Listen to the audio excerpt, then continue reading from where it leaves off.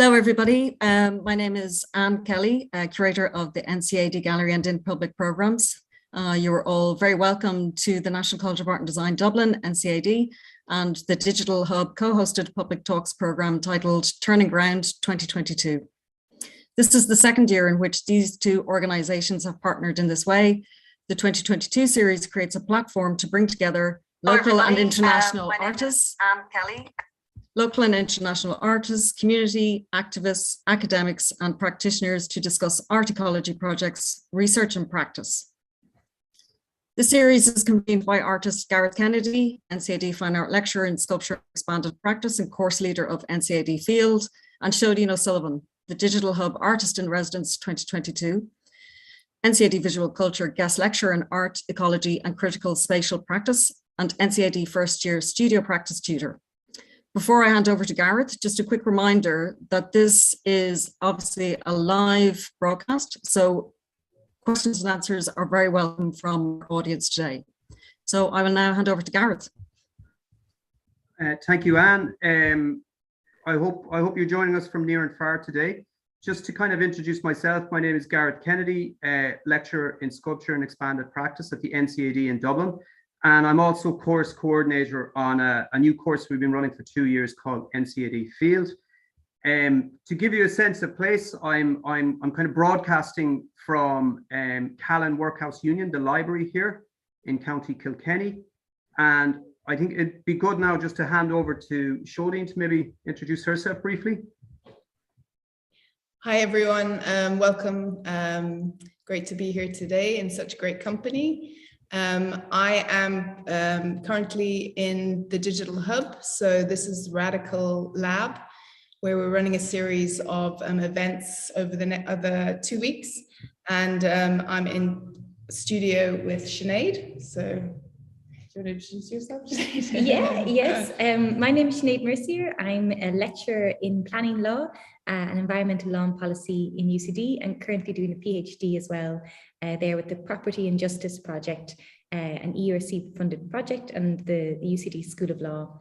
And I just happened to be passing by, so I thought it was best to be in person with at least one member of this fine company.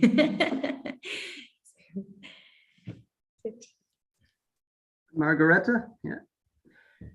Yeah, I'm Margaretha Haughwout. I'm coming to you from my apartment in central New York in the United States. This is traditionally Oneida territory, which is part of the larger Haudenosaunee Confederacy, location where some people consider to be the site of the first democracy. So happy to be here. Thank you, guys. So this is the second event in Turning Ground. Just to give you a brief overview, very brief overview of Turning Ground 1, which was conducted live in NCAD Gallery and then decamped to NCAD Field the recording of that will be made available at a later date. But briefly, that saw me introduce NCAD Field, which is a site beside the art college that we're conducting off-grid learning and what you might call radical pedagogy in, around experiential, experimental, and environmental learning. So that's an exciting kind of program we're evolving and developing. And indeed, we're moving from considering it as a brownfield site or a site of dereliction into considering it now as a novel ecology, and maybe after today, maybe as a ruderal space as well. We'll see. So last week I presented on that. Seoidín, would you like to give a brief overview on?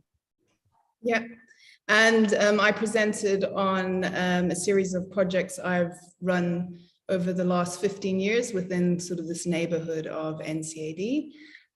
So starting with kind of community garden, trespass project, climbing into wasteland spaces, making video and performative work, and then up to kind of more contemporary work of grafting trees towards future orchards, and we've planted those orchards, and then collaboration with UCD Geography, where we mapped the tree canopy of Dublin, but focused in on this local area, and working with community got community to map in improvements they wanted for their sort of green infrastructures.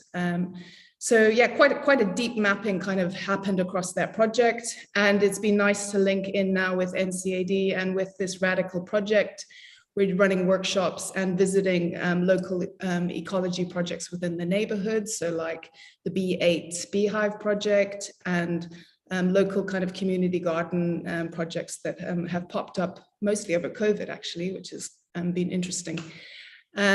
So I'd like to, within that project, we also had Austin. So Austin works at Robert Emmett Community Center, and he supports social enterprise projects like the B8 project, and then a flax growing project. So it's NCAD, what we're trying to kind of connect with our neighborhood and community and think with critical ecologies and sort of just develop this area, which at this time of ecological urgency seems very precedent and kind of relevant.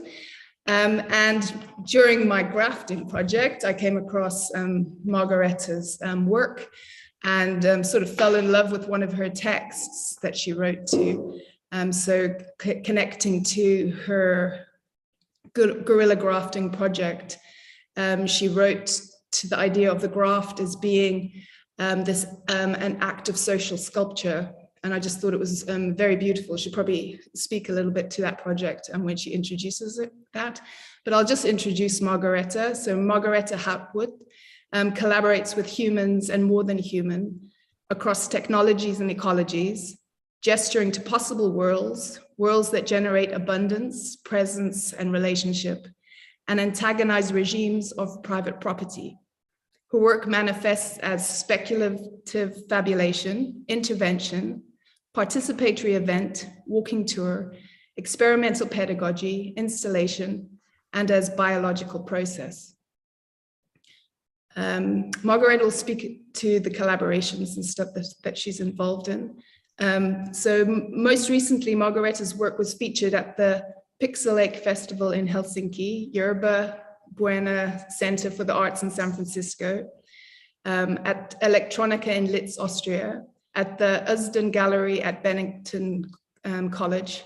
Her writing has recently been published in an anthology called Social Practice and Technologies for Change, edited by Eckstein Burrow and Judith Walgren. And she has a forthcoming essay co-authored with Oliver Kellhammer entitled The Ruderal Witchcraft Manifesto, coming out through Duke University Press, which I think we'll all be really excited to read, unpack and practice. In her studio classes at Colgate, she draws connections between avant-garde legacies, emerging media art, and collaboration in order to foster distributed artistic approaches to the interconnected issues of our time. So just, I suppose her practice is just so relevant to this sort of rural landscape of the field, and a lot of kind of the practices Gareth and myself are thinking with in terms of our teaching practices too. So thank you, Margaretha. Thank you so much. I'm just gonna pull up my slides here. Yeah, just thank you so much for the invitation, and it's been such a rich dialogue that we've had now for a number of years, Seoidín. So really appreciating that. So glad you found that essay maybe 5 years ago now.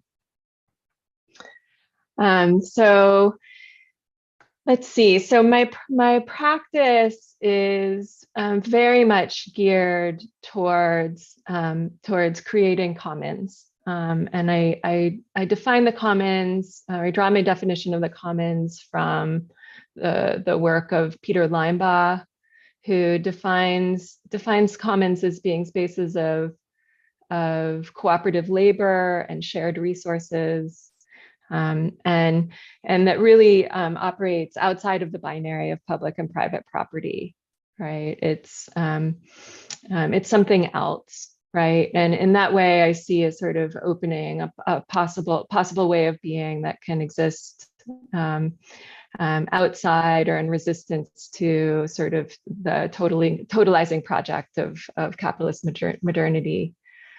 And so, yeah, so I think a lot about the public and the private, and the way that I came to this thinking and this kind of work was through a project between neighbors, cooks, social practice artists, guerrilla gardeners, and city agencies from the years 2010 to 2013 in downtown San Francisco, where the Loma Prieta earthquake had shaken apart the on and off ramps to a freeway, and it had laid dormant for many years. And we, a group of us had gotten permission to work this land and ultimately create a freeway food forest on top of it. And the thing about these, the on and off ramps, is that it created a lot of sculptural potential, right? There's a lot of edge because of these hills,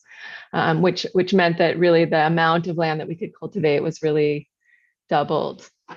And so it got me really thinking about the possibilities for food forests in urban spaces. This was a permaculture project, so all of the produce and the yields that we generated were shared, operating from these principles of earth care and fair share, people care.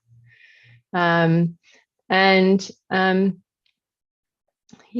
you know, just the lateral organization of the project also, you know, we were able to sheet mulch the entire space, 2.5 acres of space, within 6 months and start to grow food soon after that. And we had really good viable soil, you know, tapping waste streams throughout the neighborhood, right, collecting rinsed rice water from the sushi restaurant and milk scraps from the coffee shop, and combining that to create a lactobacillus culture, which we could then add to the soil, or to the sort of wood chips that local landscapers had chipped, and starting to get that to break down and generate really good soil. And so the possibilities for tapping waste streams and turning them into nutrient just within a local environment really blew me away. And I also started to see the limits of what was going to be allowed by local governments, right? Like this was an interim use project. It was very controlled within a certain fenced off area, right? We had to get permits, and you know, and then we had to ultimately move off, and most of this space is now a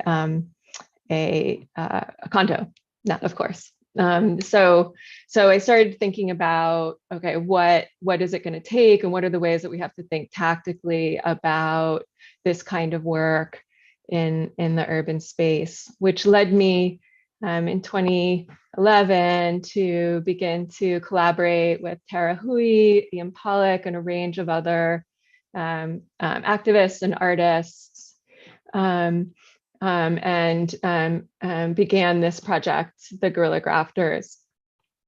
We don't really like to have origin stories, so we acknowledge that there have been guerrilla grafters before we, you know, sort of created a logo. And that this is really, you know, an international project, a sort of self-selecting volunteer workforce of people doing this, including you all in Dublin doing this work.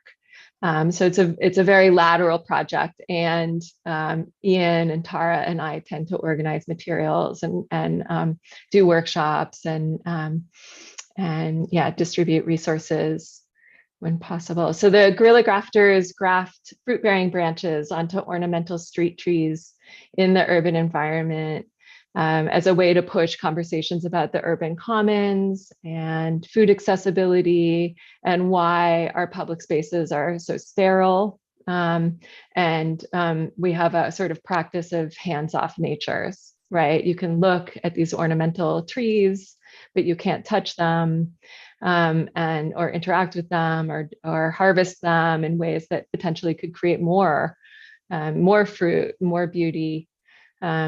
right? That we've inherited this legacy in modernity that if you touch nature, especially public nature, then you're going to mess it up, right? And so the Guerrilla Grafters challenges all of those ideas through a kind of engagement that creates food for humans, but not just humans, right?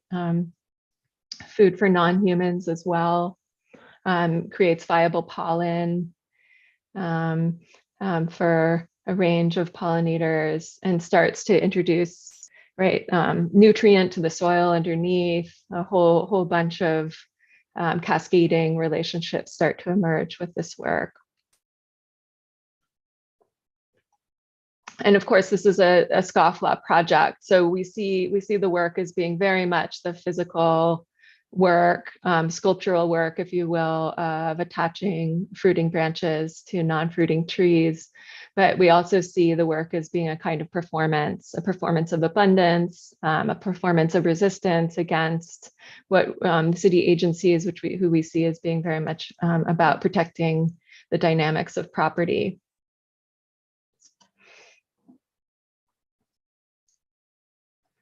Right, and with all of my work, I think of this work as being a kind of gesturing to other worlds, possible ways of being, gesturing to the commons. And I draw my definition for the gesture from the work of Ricardo Dominguez, who also connects to the work of the Situationists and the work of Augusto Boal and his work in the theater of the oppressed.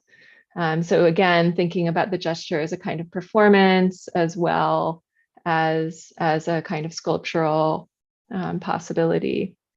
So when I moved to Central New York, I began a scion exchange, trading these fruiting branches in early spring for orchardists and fruit tree enthusiasts of all kinds, eco-artists, to share varietals, and also thinking, since I was now in a rural environment, about creating sort of networks and pipelines to urban spaces where guerrilla grafters and guerrilla gardeners were continuing to do this work. Yeah, so this work starts to fall under this rubric of the commons and thinking about food forests, right?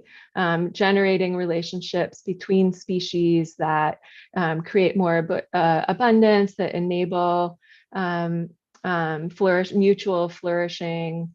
And so the images that you see here from a recent project that I did at Bennington College for their food summit, where I made signs from a food forest manifesto that I had written, and planted all 7 layers of a food forest. So thinking about the canopy tree, so planted chestnuts and hawthorn and cherry for the small tree layer, and elderberry, which I know is blooming in Dublin, for the shrub layer, currants, and then having an herbaceous layer, ground cover like thyme and strawberry, and then the root layer. This is a chestnut. And this is just an image from the publication and the manifesto and a related map.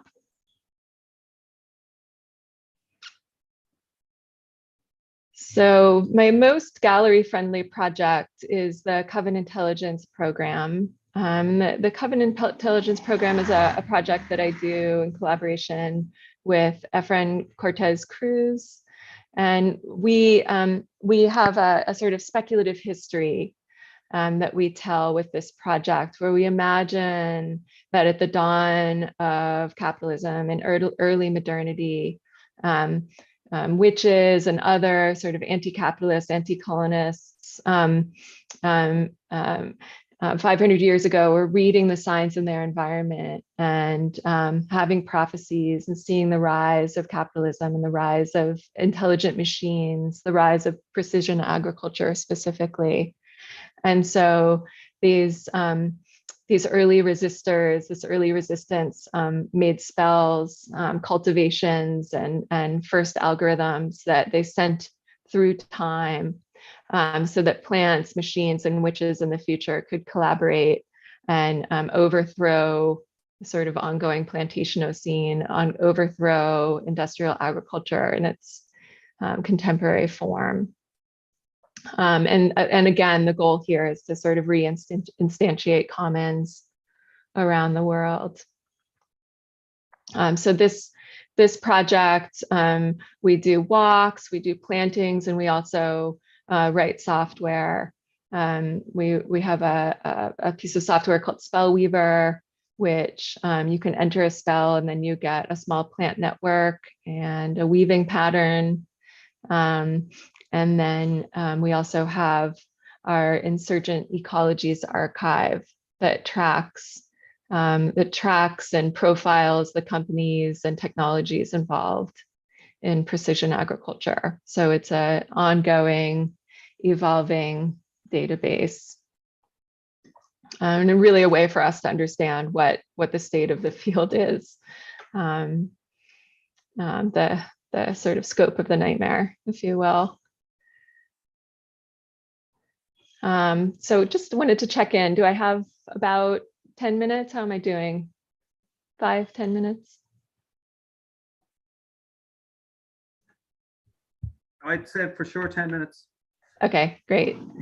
So I really wanted to spend some time today knowing what's going on in the field and the Radical Lab, thinking through a project that I'm doing with my collaborator, Oliver Kellhammer, under the heading of Ruderal Witchcraft. And this is a set of practices and writings that we've been doing, thinking about these multi-species outcasts of capitalist modernity. And it's very much in dialogue with some of the work that I've been doing with the Coven Intelligence program as well. So I'm just going to read a little bit to you from a recent piece of writing that we did of our Ruderal Witchcraft manifesto. Just to give you a sense of what ruderal ecologies are. So ruderal ecologies are all around you. They emerge underfoot between the cracks of cement as you rush to work or on your Sunday stroll. Your child finds them interesting. You see them out of the corner of your eye, along the side of a highway, at the edge of the airport runway. They erupt through the grass and the lawn, subsuming it piecemeal. Ruderal ecologies weave through homeless encampments on the edge of town and along the river. National borders create ruderal zones, their fences and militarization engendering unique ecologies. You see them in between city buildings and vacant lots and the gaps of the cement, the squares of soil set aside for street trees that are full of dog shit, along the sides of highways, at the back of strip malls, coming up through the dust, in traffic triangles, at the edge of the monocrop agriculture, heaving through pavement of abandoned factories, in landscapes both minuscule and vast. Ruderal ecologies emerge in sites of human disturbance. They rise up in rubble, ruins, and wastelands. They disperse themselves with all the means of transportation the 21st century can offer, rapidly reproducing, spreading seeds, building soil and detoxifying it, playing host to insects and a myriad other organisms rejected by capitalist modernity. Ruderal ecologies travel with you, interact with you, push at the edges of your knowing. There are spaces that you see but don't see, confusing landscapes just beyond the grasp.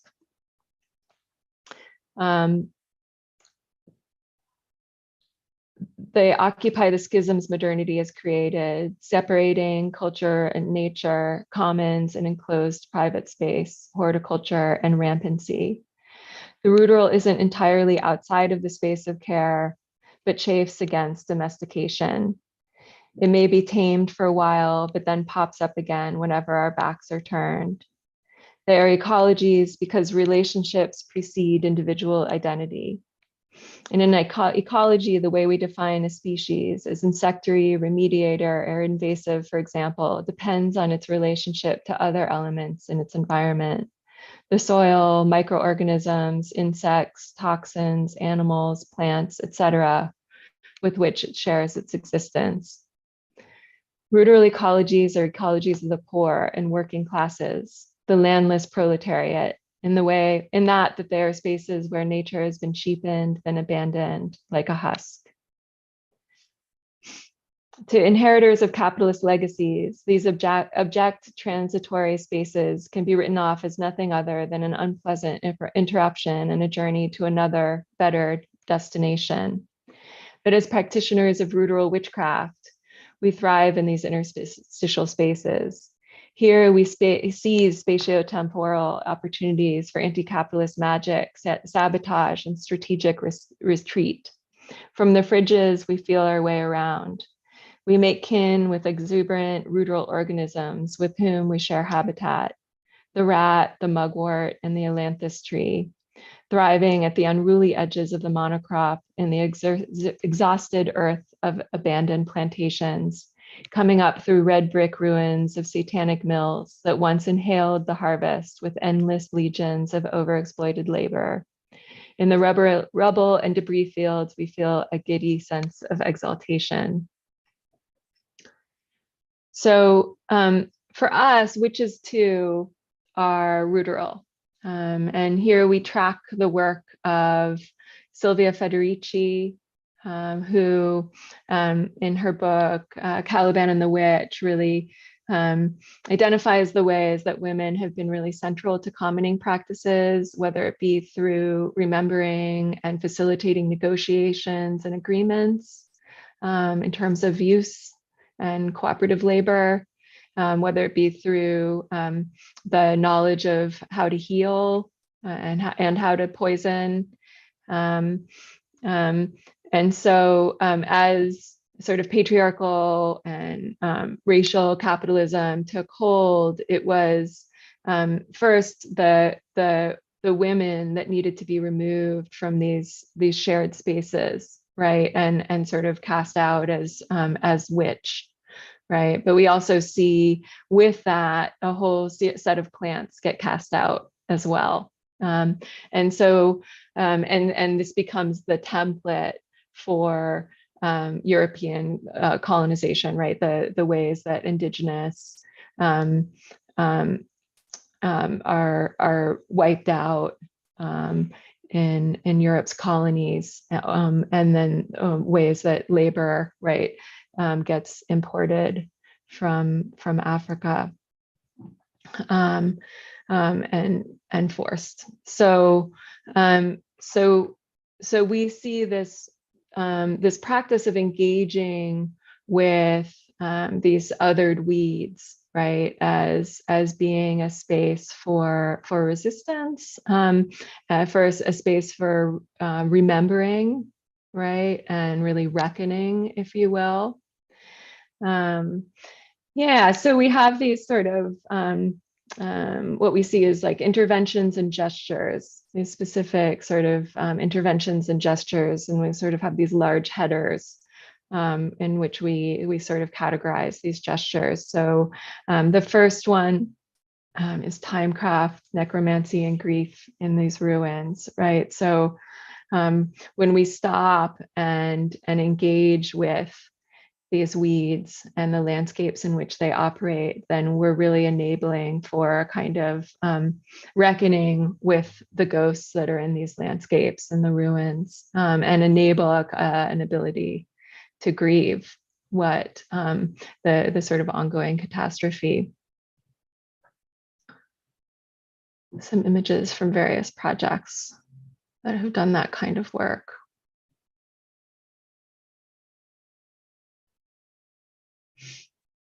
Right, and so this is an image from a project that my collaborator Oliver did with Scotch Broom, right? So there's also a kind of timecraft in succession, right, where you can use ruderal plants to bioremediate or enable another more indigenous, if you will, set of ecologies to emerge after the first wave of the ruderal has come and gone. It's a little Japanese knotweed, which is rampant in the Northeast. We also see real potential with thinking about the mixed relationships between native and invasive species, and hypothesize that these mixed hyper-ecologies, if you will, actually enable more resistance to climate change than say a native ecology, a solely native ecology. And then thinking about hyperorganisms where right, like where the graft, for example, is a hyperorganism where you have two different varietals or two different species of plant commingling in one body. And certainly the North American coyote at this point sort of defies categorization in this way, and in that it's a sort of combination between dog, wolf, and northeastern coyote. Some images of the hawthorn. It's a rich ruderal plant in my area, right? And then this engagement with ruderal plants also enables, right, a kind of engagement with the commons once again, and enables a potential sort of return or movement towards shared spaces.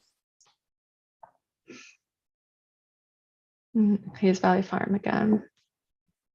We can also think about working with ruderal species in terms of healing, remediation, and danger. So many of these species, like the herbalist Stephen Buhner has observed, are able to help, if not cure, many of our emerging diseases today. So thinking about Japanese knotweed for Lyme's disease, which is really rampant in the American Northeast, for example.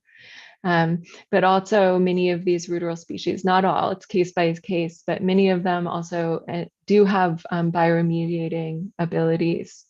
So thinking about the ways that plantain can bust up cement, for example, or pull out toxins from the soil, or the ways that the common reed can filter out, can filter wastewater. So a concern for us is how these plants can bioremediate, but not allow the land to be resubsumed by dynamics of property, right? So how can we sort of keep a kind of danger associated with this so that we can continue to do the work of commoning? Yeah, and then finally, we see these ruderal spaces as enabling magic, sabotage, and retreat. So from these sort of hidden spaces, these sort of tucked away commons just beyond the Himalayan blackberry, for example, we can retreat, right? So the ruderal, right, we can use ruderal species to sort of bring down property values, for example, but we can also use them to return to, right, to renew ourselves, right? This is something that Silvia Federici talks a lot about, is that the commons are spaces for reproduction of culture, for self-care, for care of kin, right? And so so we see a kind of dynamic there between sabotage and retreat. So I have these images in here as well because you know, in this age where nature is conceived more and more as just being a space of ecosystem services, right? There's a way that the ruderal also exceeds that, right? It exceeds the sort of datafication, the quantification, sort of ongoing tracking of different species and how they're serving humans. The ruderal is in its defiance of speciation and its sort of rampancy, its sort of out of control nature. It can't ever be sort of categorized or standardized in the way that maybe other plants or ecosystems or that like sort of property wants them to be controlled. So hopefully that's some rich food for thoughts.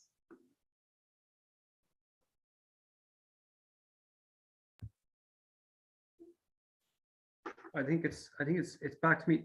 Thank you very much, Margaretha. That is considerable food for thought, and lovely to see a lot of the plants the ruderal plants you introduced us to there, or at least showed they're present in the field. I'm delighted to say we've introduced hawthorn this year, and also we introduced the course indeed with mullein, which is a lovely photo of mullein there. So we introduced the course this year with mullein, and you're dead on. The elderberry is in full bloom, and we'll be making cordial and elderberry champagne from that next week to bring to a future food feast that our students are participating in next week. So it's just wonderful seeing amazing. all there is really reciprocated in our own ecology here, our own novel ecology / ruderal space. So guys, we'll keep it going. Please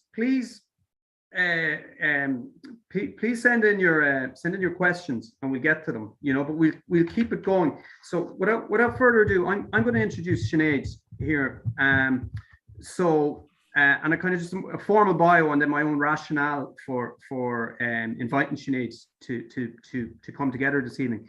So Sinead Mercier is a lecturer in planning law, environmental law and policy at UCD in Dublin, and on the ERC project Property in Justice, and the in is in brackets there, at the UCD School of Law.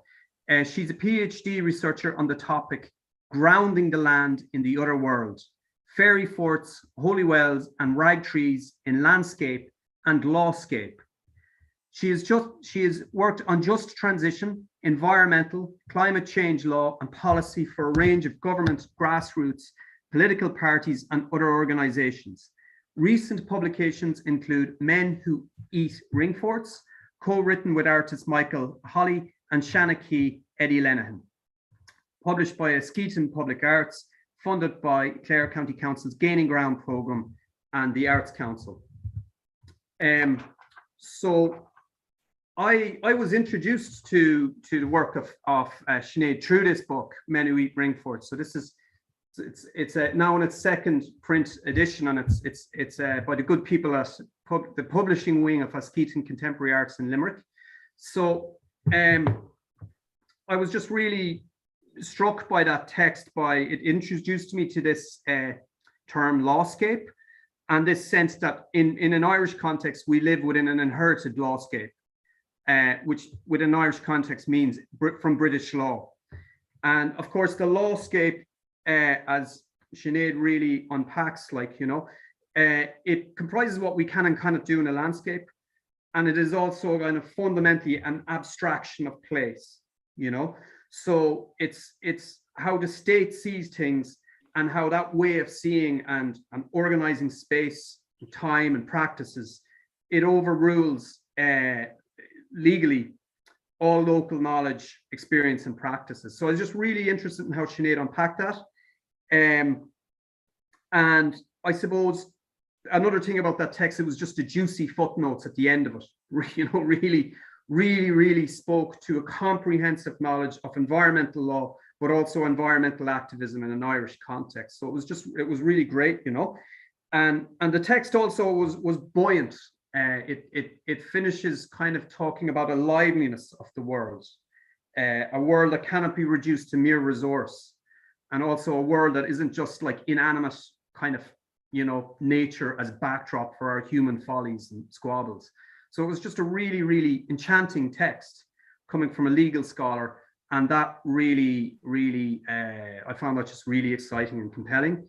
And that led to inviting Sinead to conduct a dialogue with actor and activist Donal O'Kelly, a project art centre as part of the exhibition Metabolic Time. And that dialogue was conducted on a 4,300-year-old bog pine table, or a table, I should say, made from 4,300-year-old bog pine. So that was lively, compelling, and fun. And you know, myself and Seoidín were just really interested in bringing these things together: Re-Enchantment, rural witchcraft, Lawscape, Sinead, Margaretha. So I might just hand it over to Sinead and see what happens next. Thank you.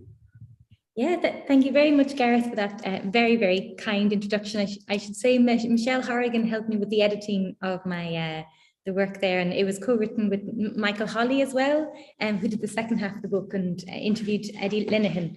So you can see Eddie here in a fairy foot, the storyteller Shanna Key. And no, I'm delighted to be asked.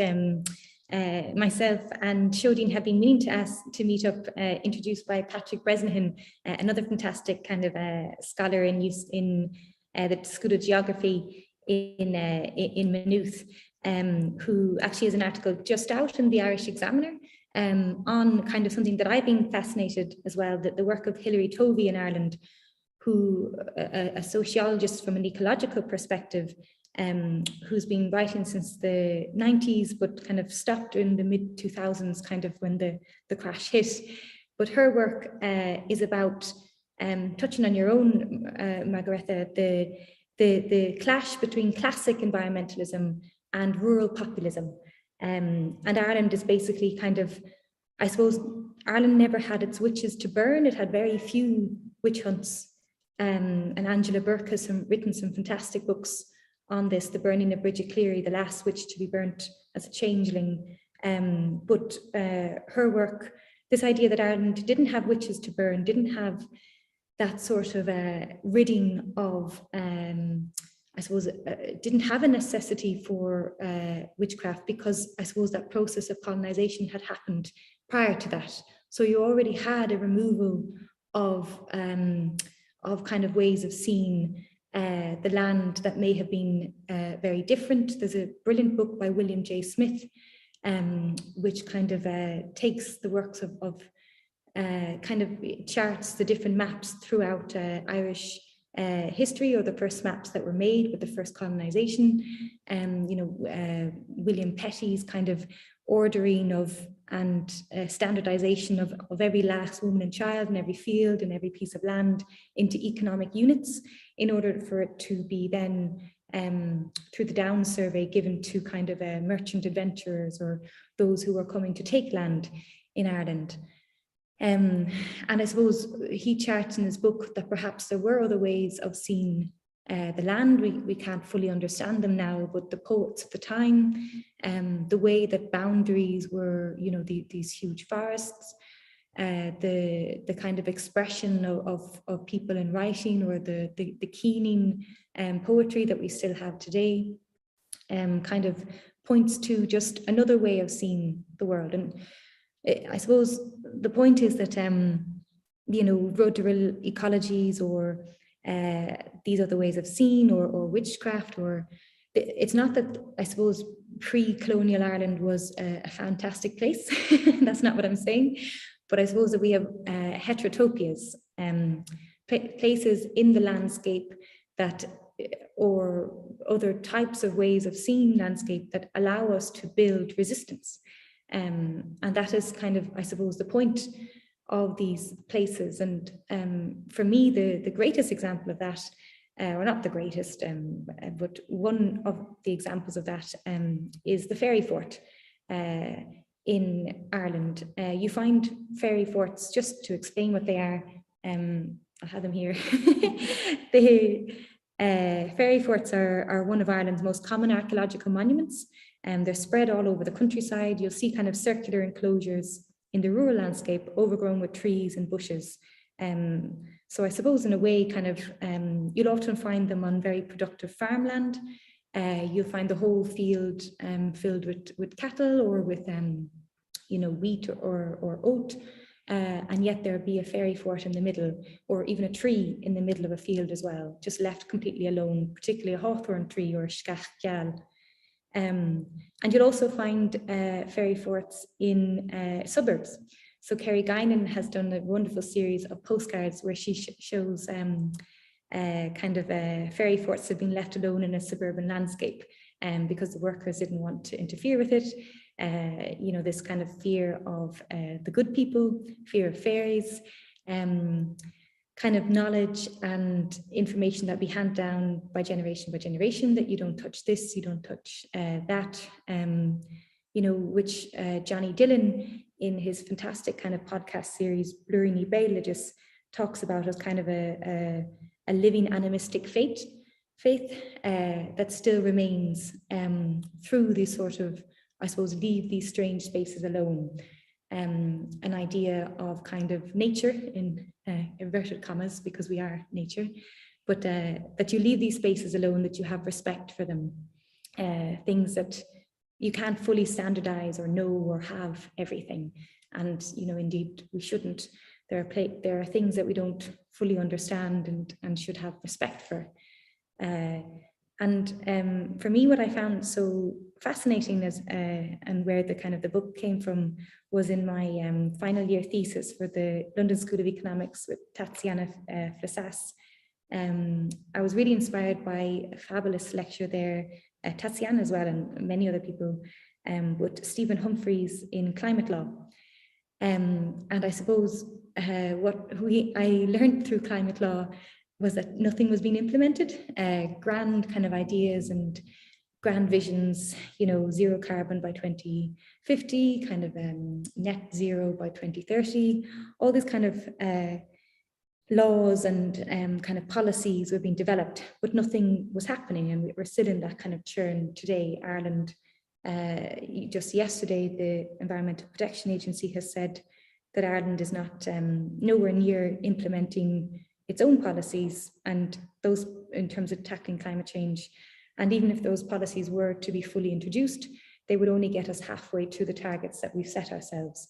And those targets that we've set ourselves, which is like a 6% reduction per year, is nowhere near the 7% reduction that's required globally per year, and nowhere near Ireland's fair share as a wealthy country that has contributed so much to climate change, which is 11% per year, according to Barry McMullen and others from DCU, from a climate justice perspective. So how would you account for this overwhelming amount of law, the huge amount of laws coming out of the European Commission, coming out of Ireland has a new climate law that was hailed as like fantastic second generation legislation, has failed to produce any cuts in emissions so far. So how do you kind of reconcile this fact that there is so much law and so much kind of rhetoric and yet no action? And I suppose in one way, you know, what we looked at in Stephen Humphrey's class was the WTO, the World Trade Organization, and how capital just comes first.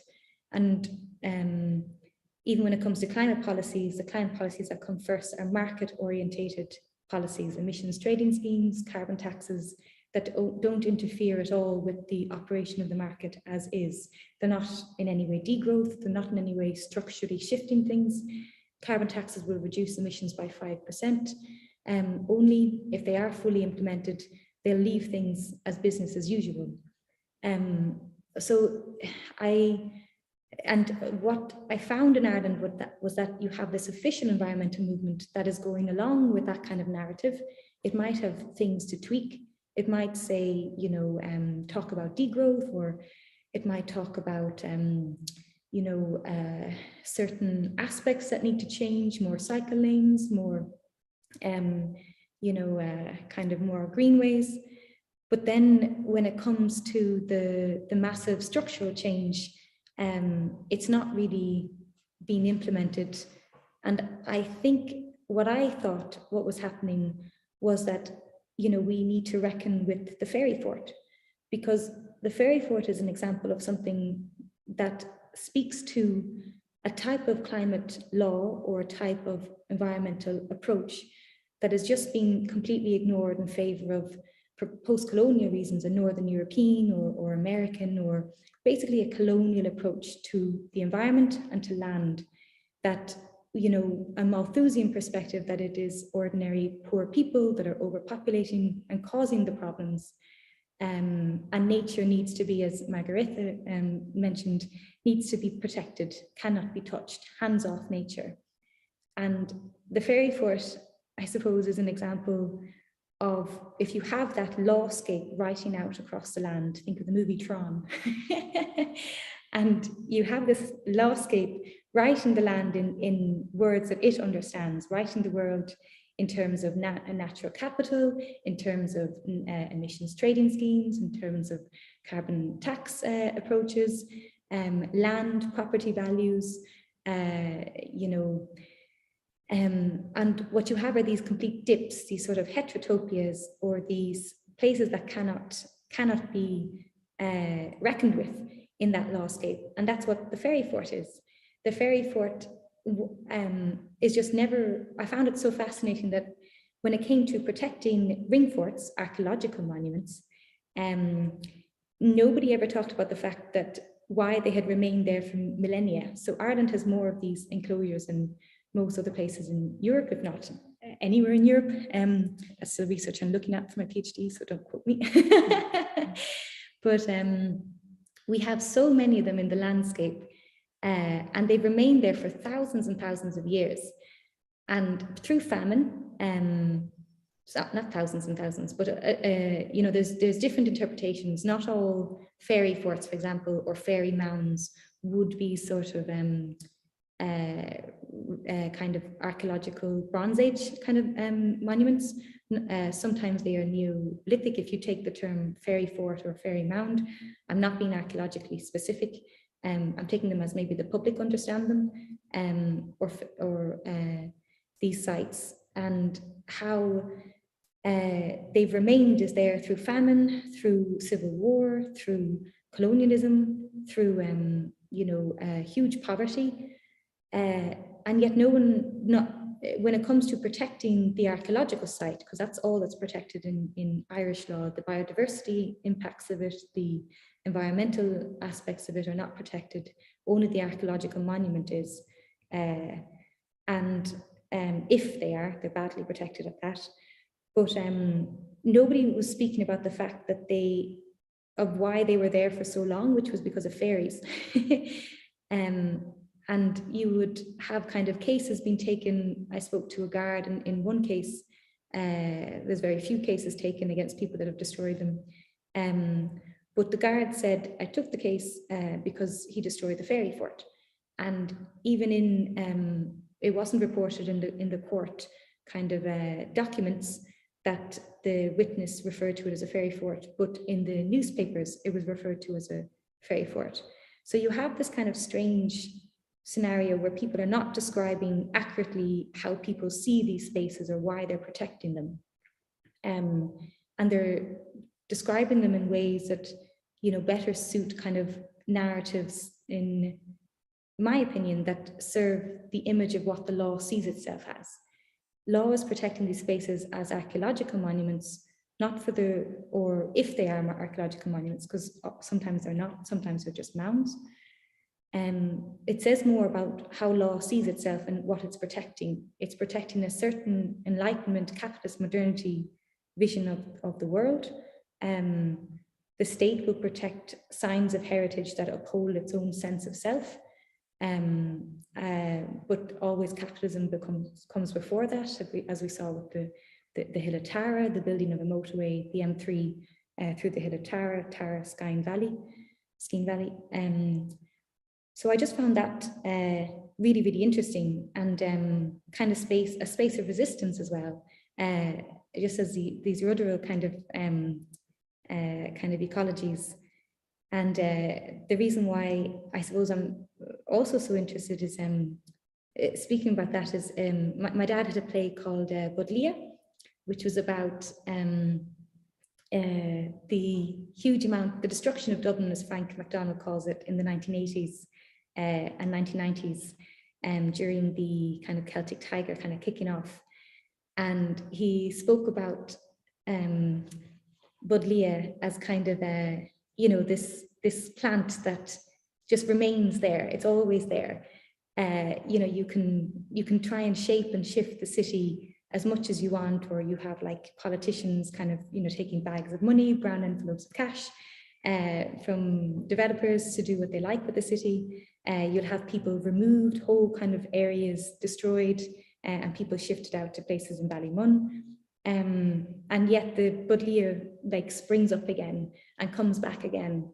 And I just, that's what I suppose it's really interesting kind of being here and speaking to you about that, this idea of transience, I suppose, that those who are troublesome are kept transient, whether it's the community gardens that you've worked on, Seoidín, and the transient memorials as well for kind of inner city communities that have suffered from the Magdalen laundries or the industrial schools. There's very few kind of memorials that are to remind us of what happened. Artworks as well, like Mannix Flynn's artworks about the Magdalen and the mother and baby homes were transient. And now we have kind of transient populations, an increasingly rentier population, deliberately made transient so they can't kind of shape the city. And yeah, it's just a lot of food for thought. Like this idea of kind of Budlia and the fairy forts. It's great to kind of hear of your work, Margaretha, and link it together.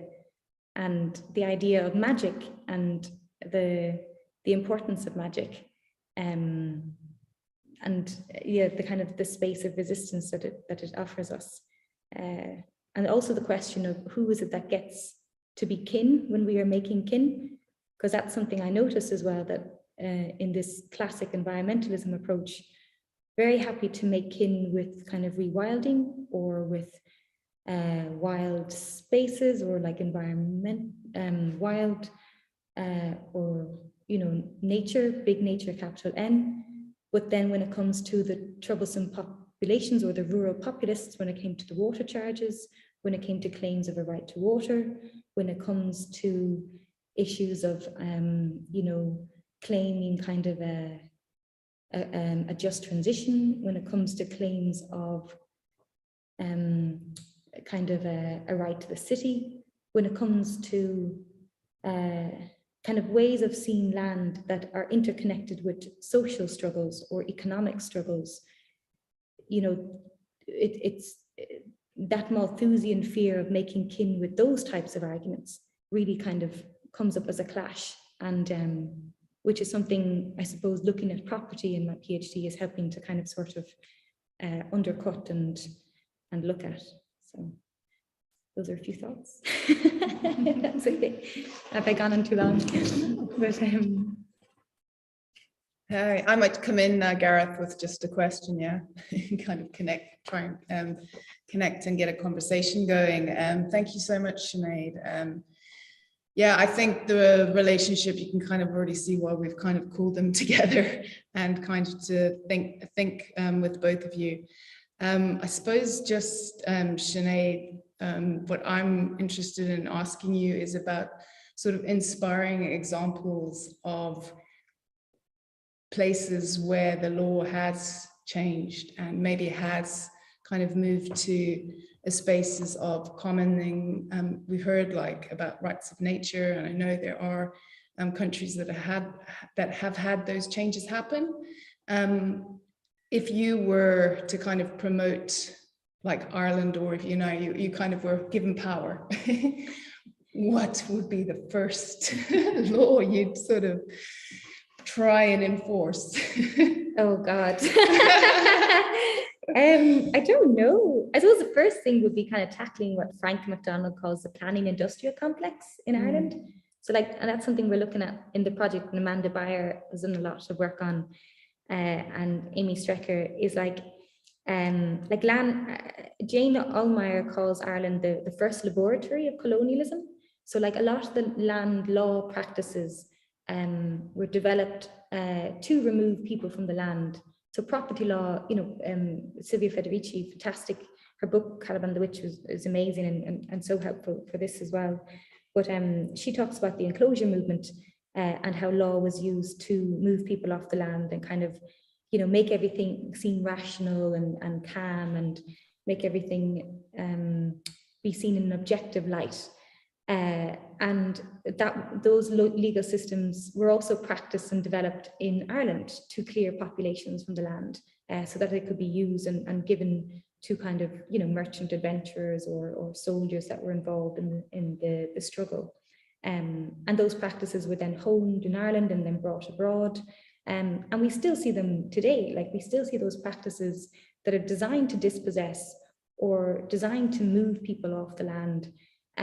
So many of them are still in practice. I mean, with the Dakota pipeline, for example, you had the First Nations people saying, you know, this is our land, we don't want a pipeline on it. the fuel use in this is causing climate change, which is, you know, harming our communities first.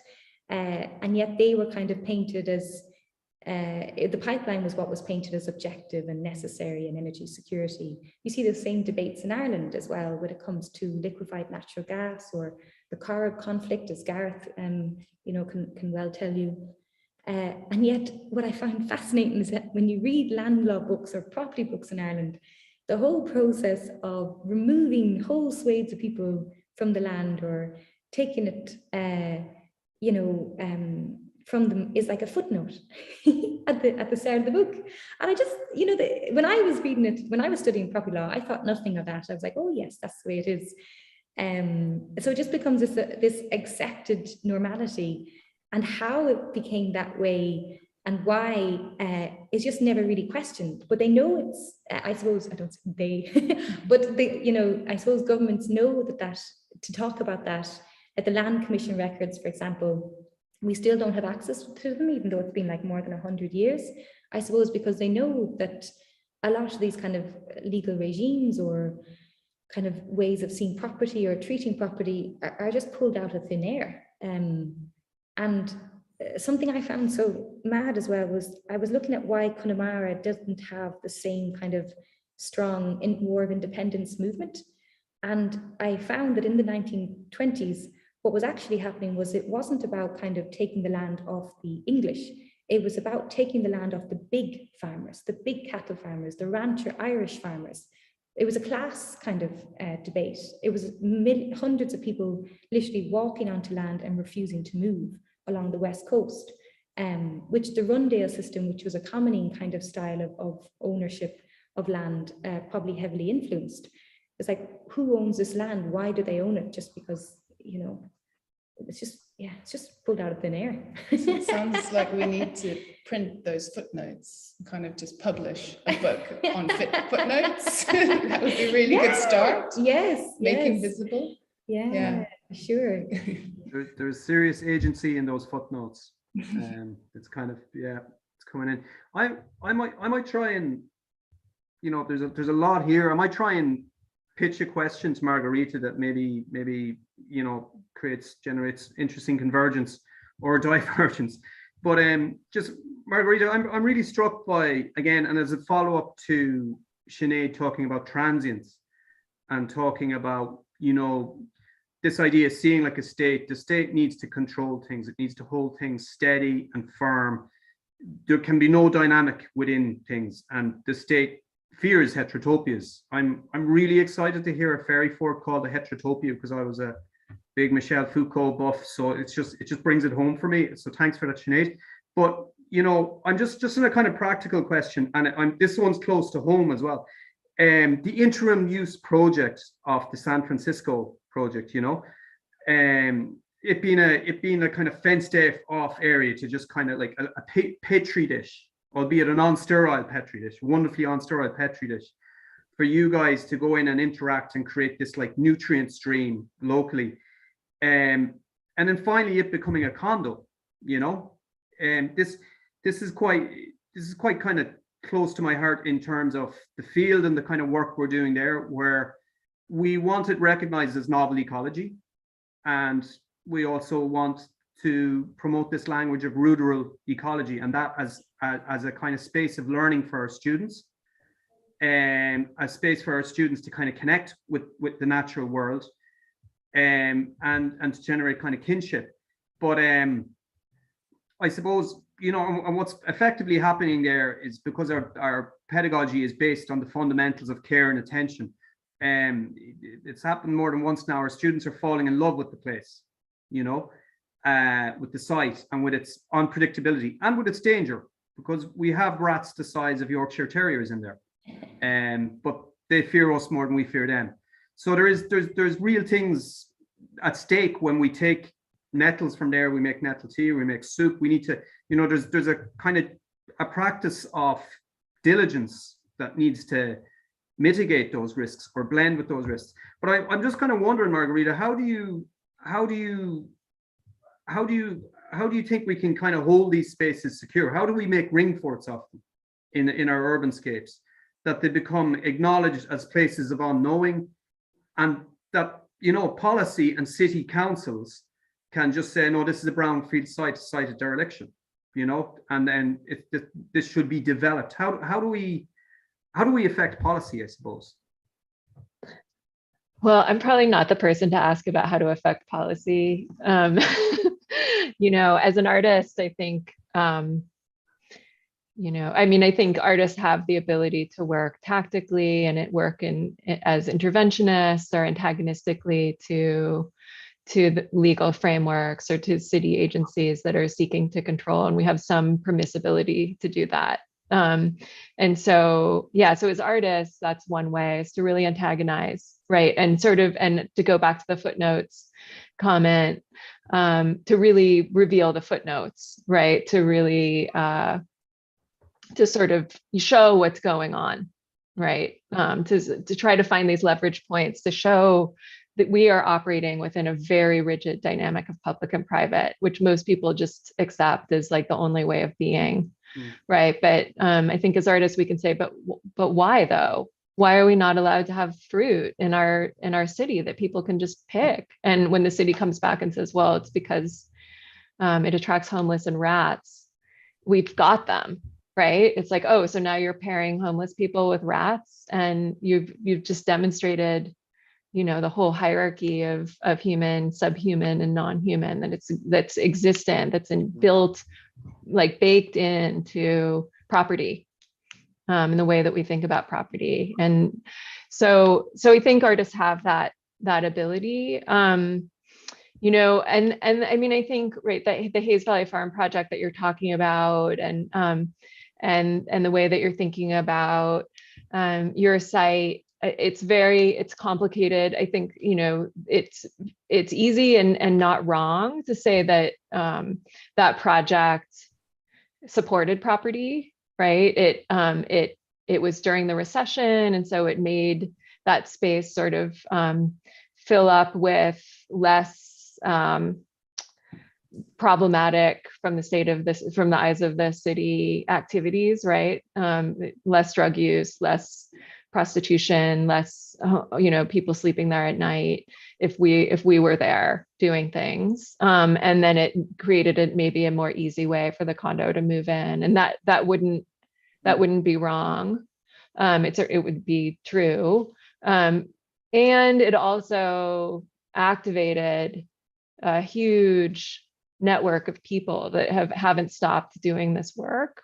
And so I think about the more stable sites, right? In Hamilton, I have what's called the Food Forest Studio that has, you know, dwarf fruit trees and lots of ruderal plants, and it exists sort of in a sort of in between a sort of ruderal canal system and a more industrial landscape of paved, and right near a sort of undeclared Superfund site. I'm pretty sure it's a Superfund site. So, but it's stable, it's allowed, you know, my university has given me money to do it, and I can have students down there. And I think about that site as being a node in a set of actions that can exist more tactically, more interventionist, and, you know, in more interventionist ways. And so I think about that with Rafters Exchange too. This is a place for, you know, to practice what Fred Mote and Stefano Harvey call like an undercommons, right? Where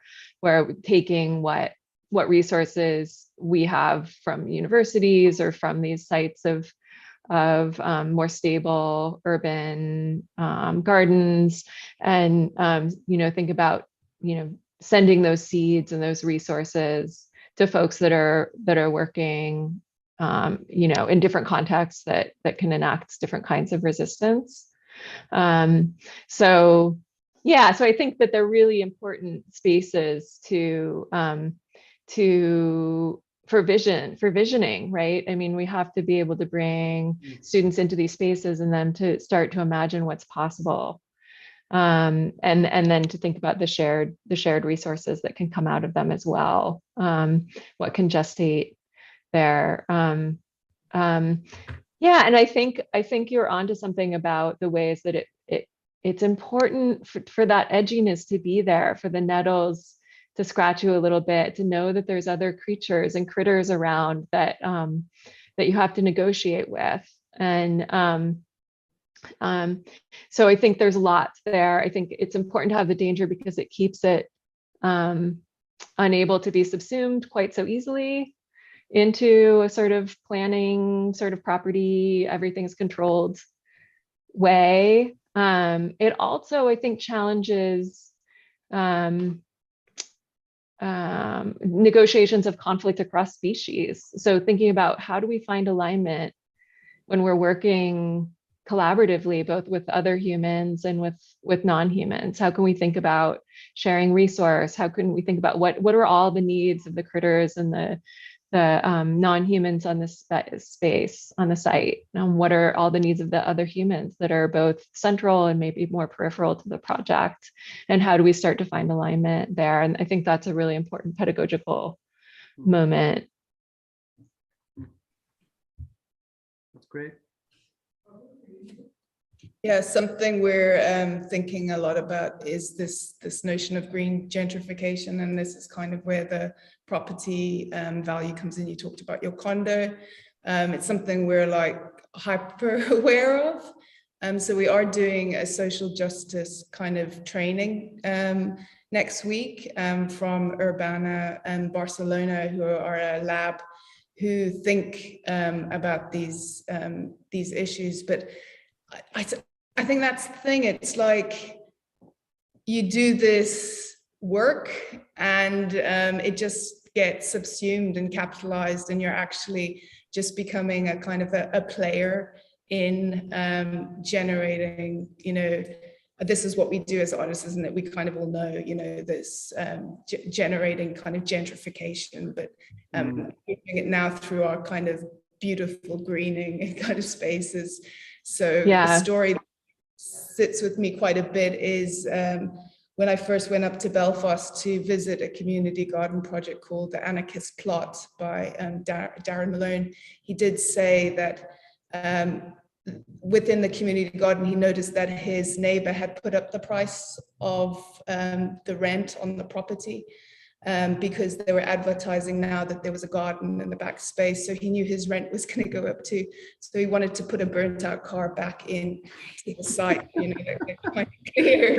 So it's just, I'd love, like, if we're empowered in some way to kind of go, no, you can't like do that to kind of like property, or, if there was some kind of commoning law that protected the work that we do. So I just like, what is that law, and like, can we have it and enact it? Yeah, no, those are great.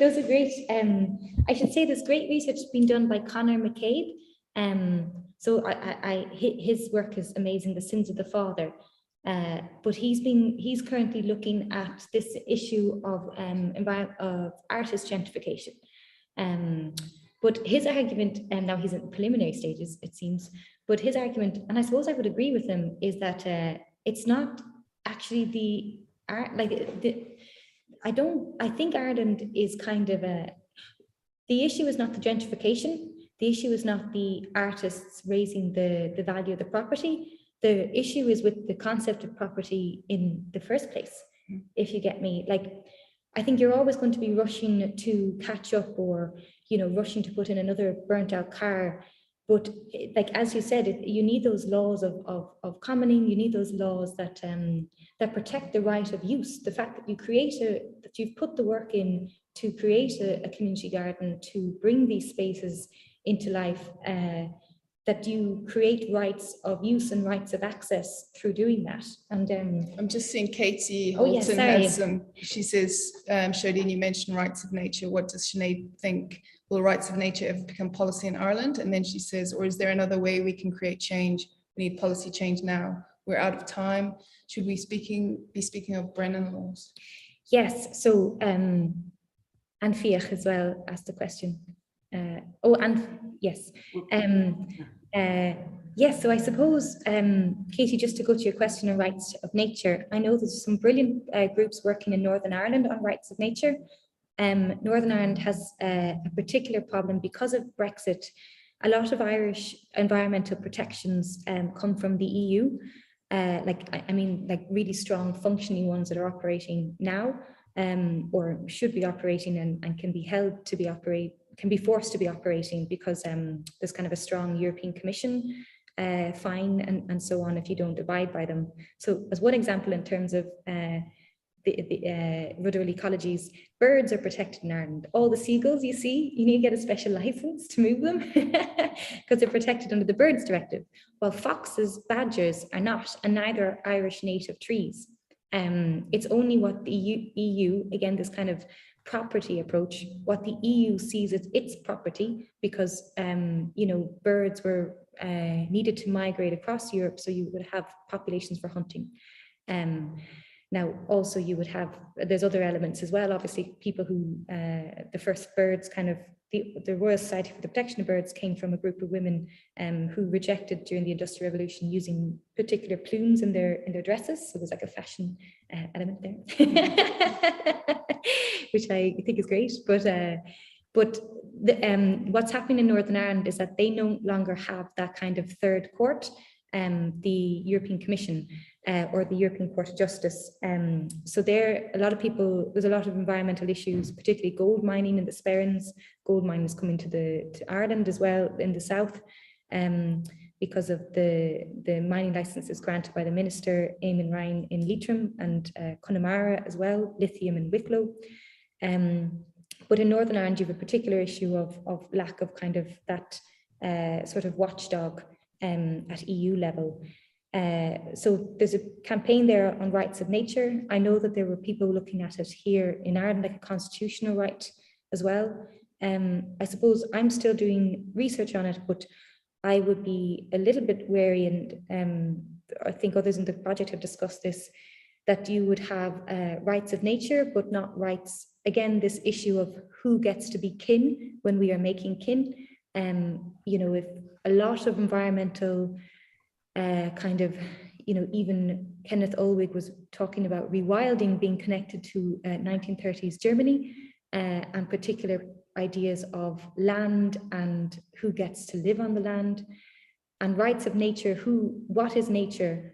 Are you going to end up in a scenario where you want a pristine landscape and travelers are not allowed on that landscape? Roma are not allowed on that landscape. So this is kind of, in terms of rights of nature, I totally agree with it, but I think the concept of nature has to be less about culture, nature divide. It has to be we are nature. And in fairness, in Northern Ireland, they're doing that, I think, better than anywhere else in Ireland. They're really taking this kind of environmental justice approach. In the Sperrins as well, they're talking about Vicenza Serafice and others. They're talking about the rag bushes. They're talking about the environmental sites, the holy wells that are not recorded, the need to record them. But in terms of operating laws that we can use now, I think the Natura 2000 kind of framework at EU level is great. But Amy Strecker here talks about landscape law. And the European Landscape Convention is this idea trying to protect what you were talking about, Seoidín, about, we created this space, the garden, we created this commonage. We have a right, because we live in this landscape, to, property rights should include our property rights. you know, the concept of property also includes the work that we've done and, you know, what we've done to the land. And but that's one kind of, if we could make that into kind of stronger law, that could be one way. Bridging the indigenous at international law level, a lot of indigenous peoples are getting rights to access land, rights to survive on the land, to live on the land. But if there was a way to kind of cross that indigenous, non-indigenous divide in law, where those laws and protections are also given to other peoples across the world, respectfully, obviously, because those laws aren't being implemented for indigenous peoples because of the racism. But that could be one way of doing it as well. Guys, I might run down through the comments just to make sure we don't miss anything, because we've got about 10 minutes left. So Katie Holton, which is wonderful to have Katie join us, maybe from New York. Lovely having you, Katie. Thank you. She's got a great tree alphabet you should look up, which is based on the Irish alphabet, derived from kind of names of trees. So well worth looking at that. I think you can download the font and use it in your everyday life. And Katie just says, like, a beautiful, brilliant book. And I think she's referring to this. So this is just guilt-free product placement on my part. Fiat McCongill has just ordered it online from Askeaton Contemporary Arts. And Fiat remembers your dad's play. Fiat, the CEO of Digital Hub, so it's brilliant having him out there in the ether. He remembers the play of Budlia very well, extraordinary. I would add to that, obviously in our field we have Budlia. We have a student that's making a really gorgeous yellow dye out of it. And probably in a year or two's time we'll all be wearing yellow clothes in the field made from Budlia dye, because it's really rather abundant. But if we can get that play and maybe reenact it, just be great to get the play, you know, just the field needs theatre, basically is what I'm saying. Katie Holton, yes, that was my question. That was Seoidín's question to Sinead about what would you change if you were given a I don't know, a day as a dictator. I don't know.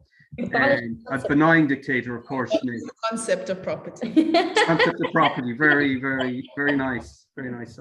Fiat then has a question. Can I ask Sinead if she's came across fairy forts, or it's like in any now urban areas?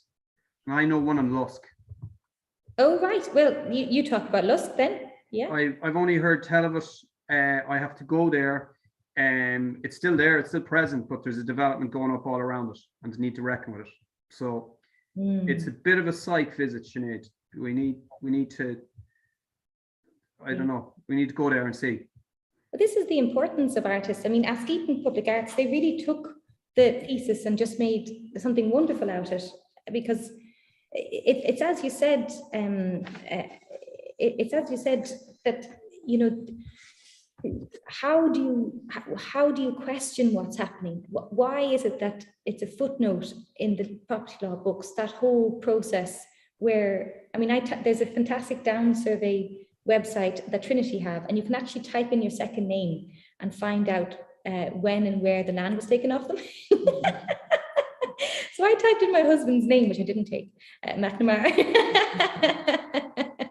And, you know, there's a whole bunch of McNamara. There's about 27 McNamaras in County Clare. Now, they were head of clans. So the Breton law was mentioned here. They were heads of clans, a deeply patriarchal system in its own way, of course. But they, by after 1670, which is when the down survey was completed and the process of, you know, the land redistribution done, there were only 2 McNamaras who took the soup. So like that kind of mad process is a footnote in a book, and yet we're all related in some. I'm not, because I'm Mercier, but yeah, I just like this is why art is important, to ask those questions, to be like, well, why can't we pick the fruit? Why? Yeah, it's just it's so important. Why can't there be fairy forts? Why can't? I remember listening to an archaeologist on the radio, and she said, what do we want? Fairies to dictate planning law? And I was like, well, it's developers getting brown paper envelopes right now. Why can't it be fairies? You know, or some animistic approach, you know, so. Great. I don't know what that comment is. Somebody just brought up bats. I don't know where it came from. They might want to furnish detail around that. And bats. There's the comment. So I don't know what that is. And then Sarah Lincoln, another great artist down in Waterford, who's doing tremendous work with underworlds in an old anthracite mine in County Kilkenny. Very, very, very, very interesting stuff. She's a kind of follow-up to Katie Holton's question around, what kind of laws do we need? And Katie mentioned the Brehon laws. So Margaretha, I don't know if you've heard of these Brehon laws. They're basically pre-Gaelic laws that kind of organized time and space and landscape and territory. So Sarah's asking, are you thinking about a specific Brehon law? This is Sarah speaking to Katie now, though. So I don't know how we facilitate this. And then we see Helen McLaughlin has just bought Menu 8 Ringforts as well. So this is really becoming very... I think with the Brehon law, like a law and a protection around trees is like definitely like a first beginning. Like the fact that like street trees and native trees can just get cut down. Like everything should kind of have to be checked, and maybe that's a beginning.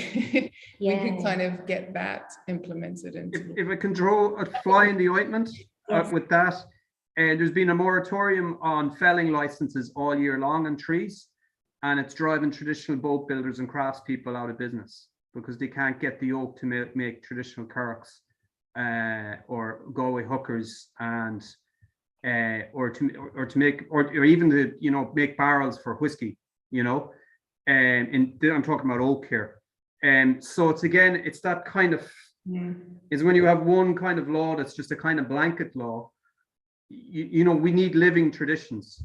We need people to work with trees, but in a sustainable, deep time fashion. And I'm talking about 700 or 800 year rotation. A woodland that is managed, constant cover for 800 years. We don't have any of that here. So I don't know how we get to that, but I don't know. We need to use it or lose it as well. So it's very tricky to kind of just no more cutting down trees, but then we lose other life arts. It goes back to this. Sorry, I was just going to say quick. It goes back to this idea of don't touch it or totally just like cut it all down or just just use it all. There has to be thinking about ways of engagement and what those kinds of engagement foster. And thinking about the ways that a kind of hands-off really, as we've talked about, creates a kind of pristine nature that very much is a kind of exception to industrialization that proves the rule of property, right? It proves it, it enables it. Whereas a kind of certain engagements that really, engagements of use, as you were talking about, like 800-year processes of managing forests, are a whole other way of engaging with land that defy property in many ways, or can. The problem is it's intergenerational solution we need, and we're all very still a wee bit self-interested, and our systems and our political systems and our markets are like quarter by quarter, which is madness. And our elections are every 4 years. So, and that's also too short term.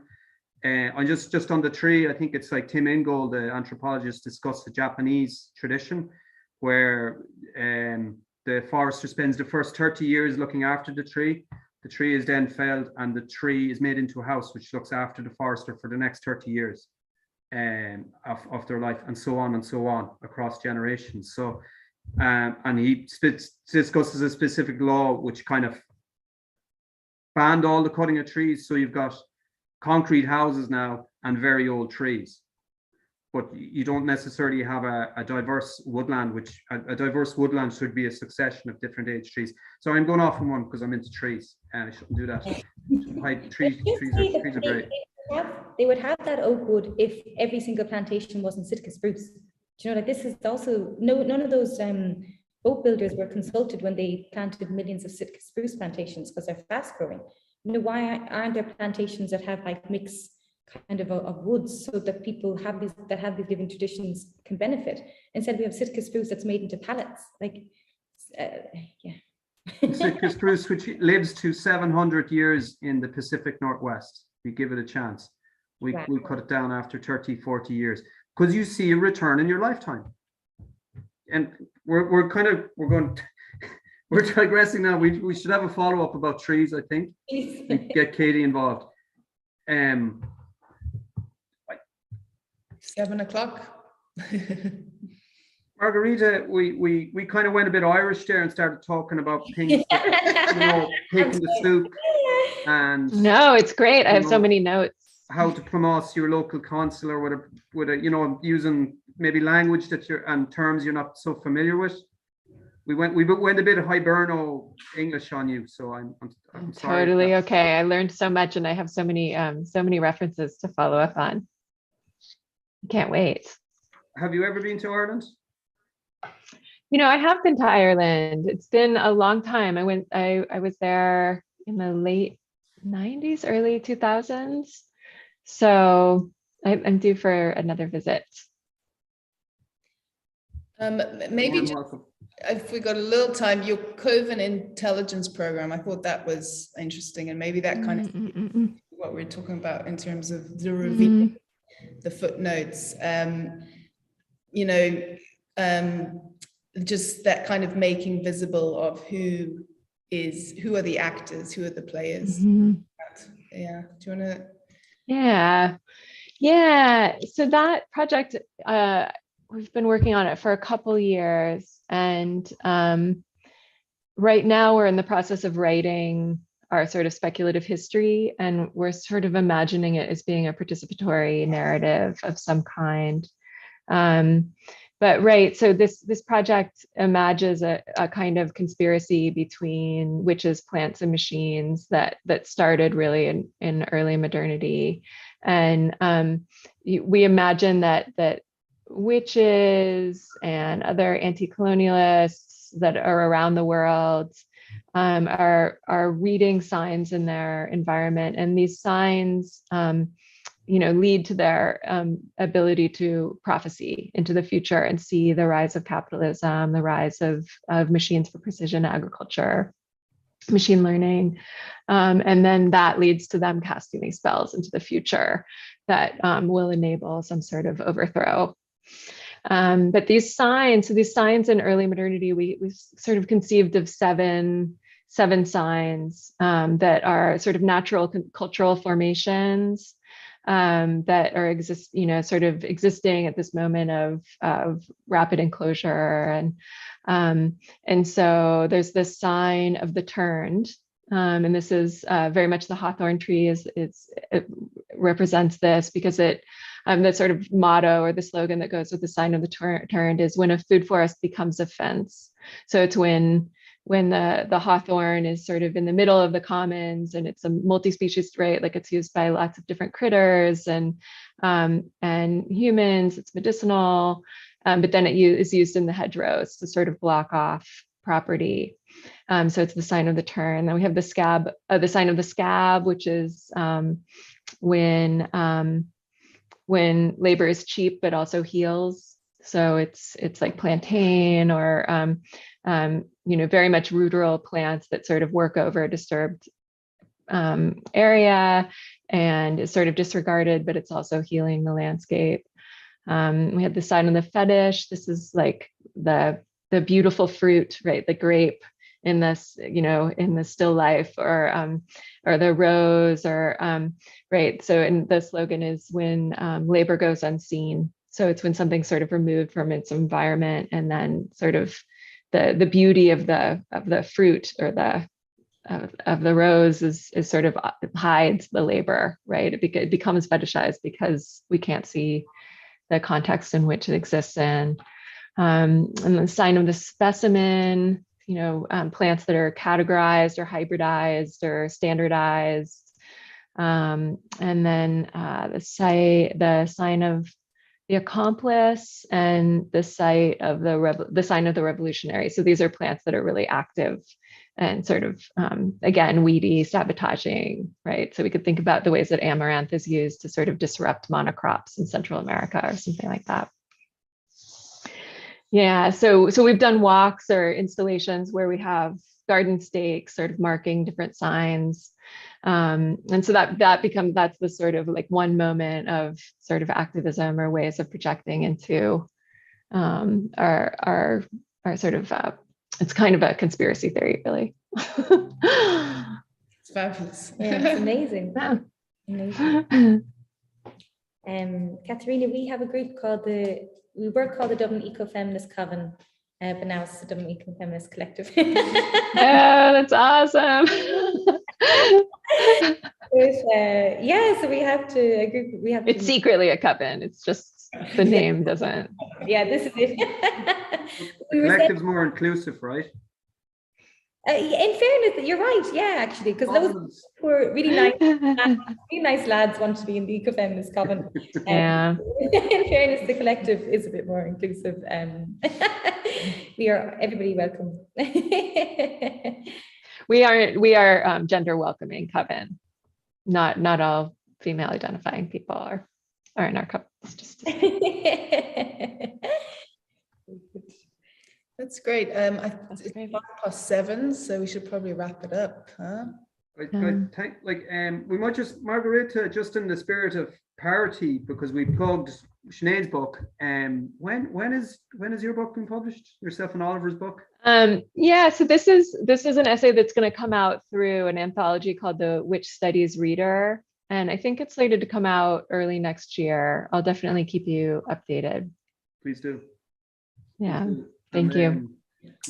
I'll share it once it comes out. I can. Yeah, and we're hoping that it will be a full book, and we're in discussion with the press right now about a full book. So I'll keep you updated about that too. Wonderful. Seoidín, what else can we plug? Well, if we still have people's attention out there, next week. Next week's Turning Ground workshop with Panteon Iota for the Barcelona lab. Again, Thursday, 5:30. Yeah. And that's all around social justice greening. So they've created a social justice greening toolkit, and we're kind of looking at that. And which they've implemented in Barcelona and is transferable, we hope. Yeah. Sure it is. And that's live, guys. That's real people in a real room with sharing the same air. Yeah. It's in this lab at the Digital Hub. So the gate lodge as you come in, kind of the main entrance. And hopefully we'll get a recording of that for people who can't be in that room. And then I'll just briefly plug June 15th in Project Art Centre is Rhizome. It's a Rhizome event. It's called Rhizome. Rhizome's been I'm not going to go into its many-headed beast collaboration, one of which NCAD Field was involved in. And NCAD Field will be setting up kind of pop-up interventions, stalls, workshops, all through Project Art Centre. So that's June 15th. And again, it's a lot of people in a real building, all sharing the same air. So we're looking forward to that.